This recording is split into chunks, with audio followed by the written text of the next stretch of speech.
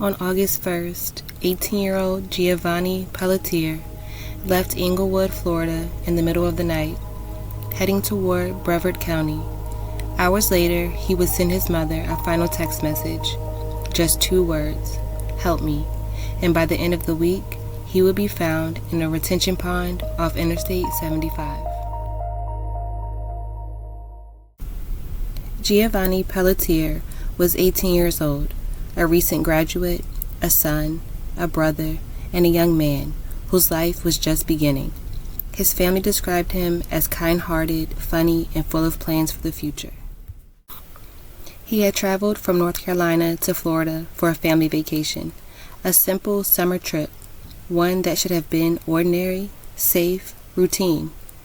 In the early morning hours of August 1st, Giovanni was picked up by 3 relatives, described as cousins. They planned to drive across the state to Brevard County. But something changed. According to accounts given to authorities, Giovanni began acting strangely in the car, panicked, disoriented. At a highway interchange near State Road 70 and Interstate 75 in Manatee County, Giovanni got out of the vehicle. It was already dark, humid, and quiet. Not long after stepping out of the car, Giovanni sent a message to his mother.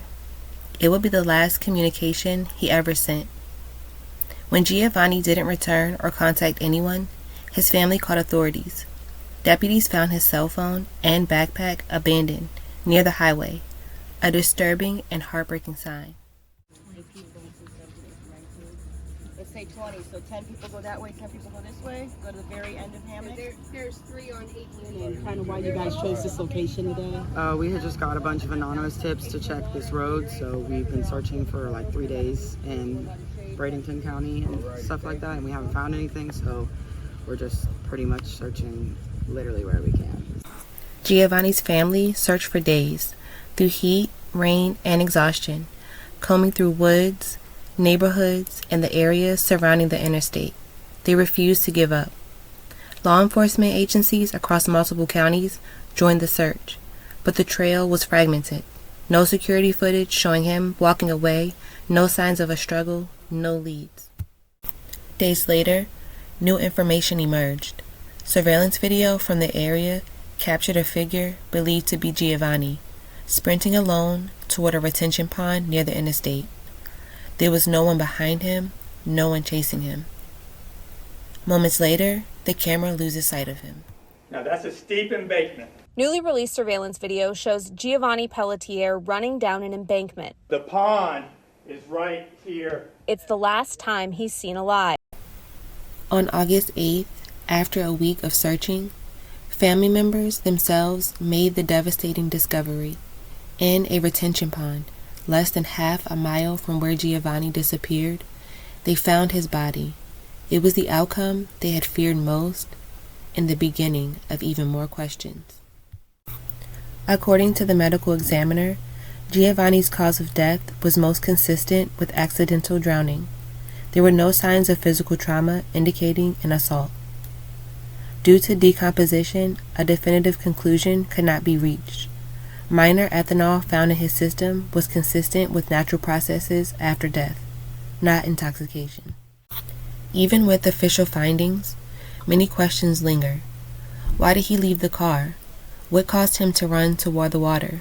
Was he scared, confused, in danger? Could he have been experiencing a medical or psychological crisis? Authorities found no evidence of foul play. But for his family, the absence of answers is its own kind of torment.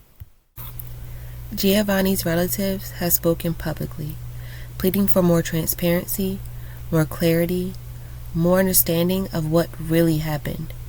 Their search for truth continues, even after the search for Giovanni has ended. Giovanni Pelletier was more than a headline, more than a case.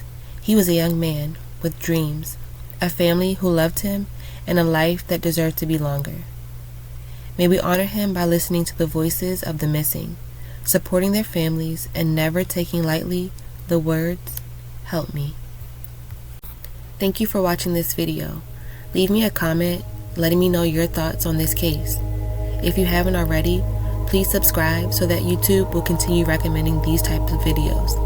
And as always, guys, stay safe.